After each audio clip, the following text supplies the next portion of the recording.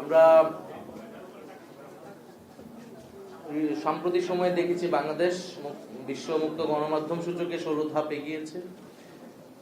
এটি আমাদের দেশের জন্য একটা সুখবর হলেও হয়তো আমাদের আকাঙ্ক্ষা বা প্রত্যাশা অনুযায়ী আমরা হয়তো আরো বেশি চেয়েছিলাম যে আমাদের গণমাধ্যম পরিবেশ আরো ভালো থাকবে, এবং আমরা এখনো আসলে যদি সেই সুযোগকে একটা মানদণ্ড ধরি তারপর আমরা অনেক নিচের দিকেই আসলে আছি।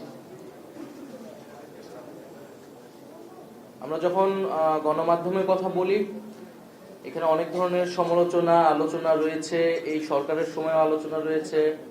যেহেতু আমি তথ্য সম্প্রচার মন্ত্রণালয়ের উপদেষ্টা ছিলাম, অনেকগুলো সমালোচনা আমার উপর আসলে বর্তায়।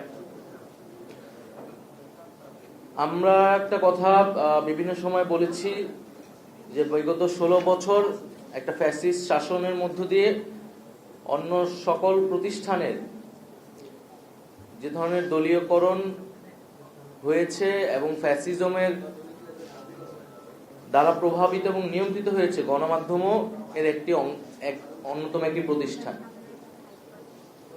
এবং গণমাধ্যমের উপর এই হস্তক্ষেপ এর একটা যেমন আইনি দিক আছে, এর একটি সাংস্কৃতিক দিকও আছে।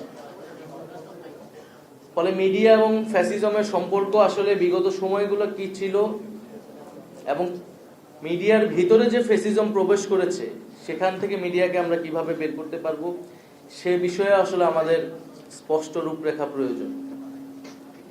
কারণ আমরা দেখছি মিডিয়া ও ফ্যাসিজমের যেই সম্পর্ক বিগত সময়ে ছিল, যদি সেই সম্পর্ক থেকে, সেই আদর্শিক আধিপত্য জায়গা থেকে যদি মিডিয়া বের না হয়, তাহলে আসলে এই জুলাই গণঅভ্যুত্থানের পরবর্তীতে আমরা যে মুক্ত গণমাধ্যমের প্রত্যাশা করি এবং জনগণের মিডিয়ার প্রতি যে আস্থা বিশ্বাসের জায়গা, সেটি আসলে সম্পূর্ণরূপে নিশ্চিত হবে না।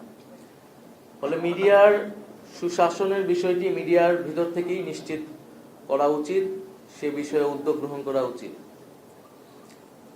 দ্বিতীয়ত, আমরা এই অন্তর্বর্তী সরকারের সময়ে প্রচুর মিস ইনফরমেশনের একটা ক্যাম্পেইন দেখেছি, এবং বাংলাদেশের গণমাধ্যমগুলোতেও এই মিস ইনফরমেশন নানাভাবে ছড়ানো হয়েছে।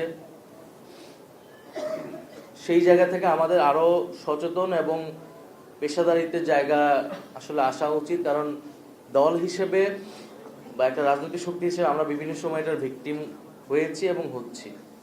আমাদের বিভিন্ন সময় বিভিন্ন কথা ভুলভাবে স্থাপন করা হচ্ছে,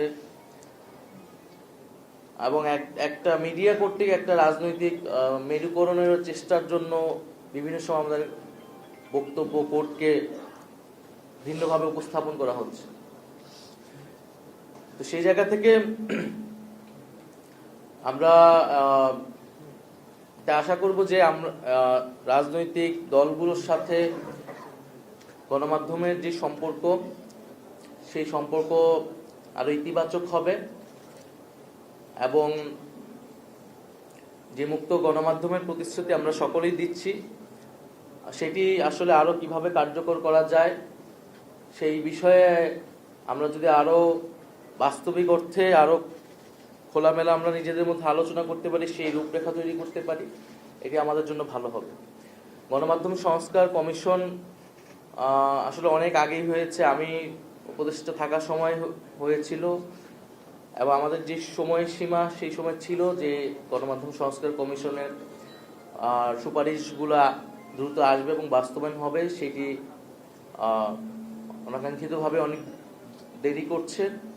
তা আমি মনে করি যে সেটি দ্রুত হওয়া উচিত, কারণ সেই সংস্কারের রূপরেখাগুলো আসলে এবং বাস্তবায়ন হওয়া শুরু করলে আমরা আসলে বলতে পারবো যে জুলাই গণঅভ্যুত্থানের পরে আসলে গণমাধ্যমের পরিবর্তনটা দৃশ্যমান হচ্ছে।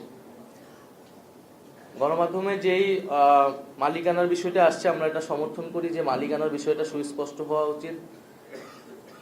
কারণ বিভিন্ন কর্পোরেট মালিকানা কোনো একটি গোষ্ঠী বা বিভিন্ন কায়েমি স্বার্থে গণমাধ্যমকে ব্যবহার করার সুযোগ পায়।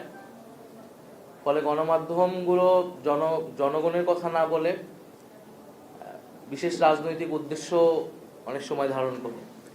সে জায়গায় রাজনৈতিক দলগুলোকে যেরকম তাদের অর্থনৈতিক স্বচ্ছতার জন্য এই সময়ে অ্যাকাউন্টেবল করা হচ্ছে, আমাদেরকে অ্যাকাউন্টেবল করা হচ্ছে, একইভাবে মিডিয়ার যে আয়ের, গণমাধ্যমে যে বিনিয়োগের উৎস, মালিকানা, একটি কর্পোরেট মালিকানা কতটি পত্রিকা থাকতে পারবে সে বিষয়ে আমাদের নীতি, সুস্পষ্ট নীতিমালা প্রয়োজন।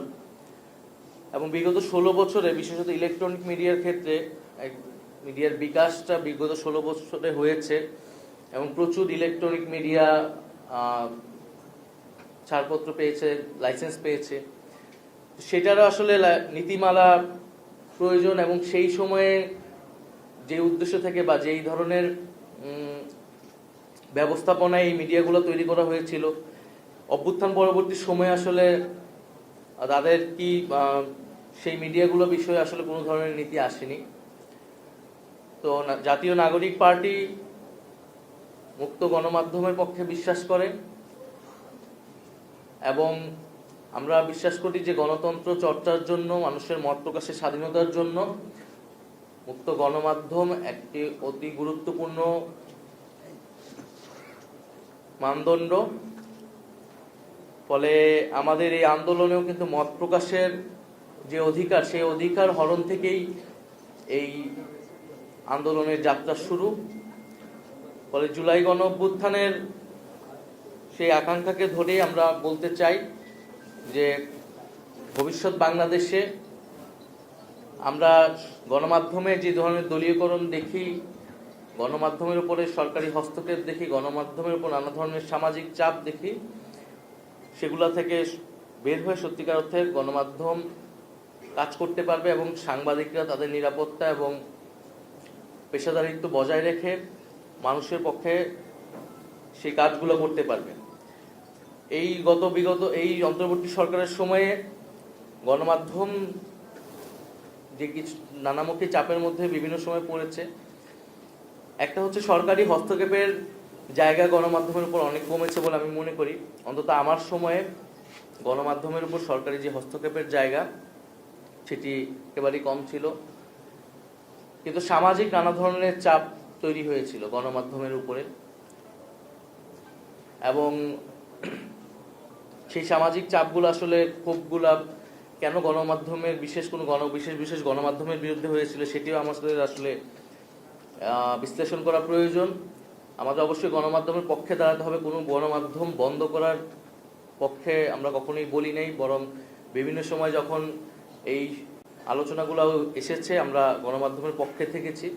কিন্তু একই সাথে গণমাধ্যমে যে বিগত সময়ের ভূমিকা বা গণমাধ্যমের ভিতরে যে নানান ফ্যাসিবাদী প্রবণতা, সেটার বিরুদ্ধে আমরা কখনো কখনো বলেছি। কিন্তু এর বলার মানে এই না যে আমরা মুক্ত গণমাধ্যমের বিপক্ষে, বরং গণমাধ্যম যাতে স্বাধীনভাবে মুক্তভাবে জনগণের পক্ষে কথা বলতে পারে সে উদ্দেশ্যেই মূলত এই বক্তব্যগুলো বিভিন্ন সময় এসেছিল। তো আজকের আলোচনায় সম্পাদক পরিষদকে আন্তরিকভাবে ধন্যবাদ এবং কৃতজ্ঞতা জানাচ্ছি এবং আমরা সে আকাঙ্ক্ষা করি, সে প্রতিশ্রুতি রাখি যে বাংলাদেশে একটি মুক্ত গণমাধ্যম এবং সত্যিকার অর্থে একটি গণতান্ত্রিক ব্যবস্থা গড়ে উঠবে। ধন্যবাদ। আসসালামু আলাইকুম।